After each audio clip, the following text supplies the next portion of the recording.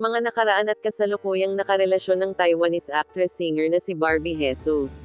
Si Barbie Hsu ay isang Taiwanese actress at singer na trahedyang pumanaw sa edad na 48. Ang kanyang buhay ay hindi lamang tinukoy ng kanyang matagumpay na karera sa pag-arte, kundi pati na rin ng kanyang komplikadong buhay pag-ibig na naging paksa ng malawak na haka-haka at pag-uusap sa media.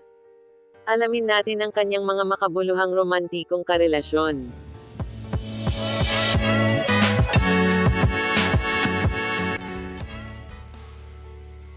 Ang kasalukuyang relasyon. DJ Ko Jun-yap. Isang kwento ng pag-ibig na tumatawid sa mga dekada.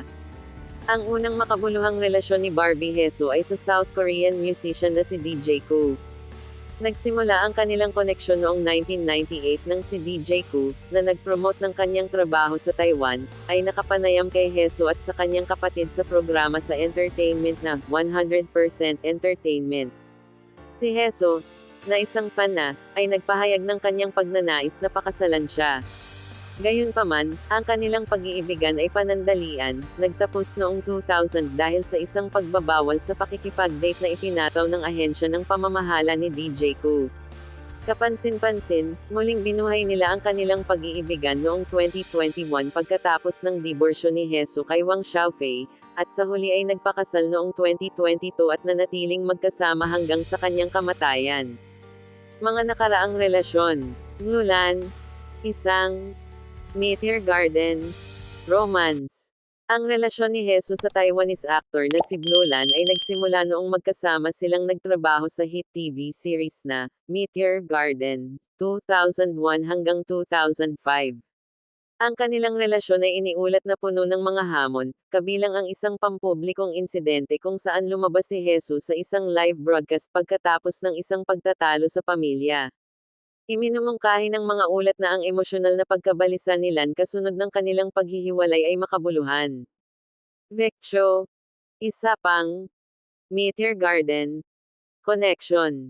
Kasunod ng kanyang relasyon kay Bluelan, nagsimulang makipag-date si Hsu sa isa pang Meteor Garden co-star, ang Taiwanese actor na si Vecchio. Naging publiko ang kanilang relasyon matapos madali ang puntahan ni Hsu si Cho pagkatapos ng isang aksidente sa sasakyan. Ang relasyon na ito ay tumagal hanggang 2008. Wang Xiaofei, isang magulong pag-aasawa.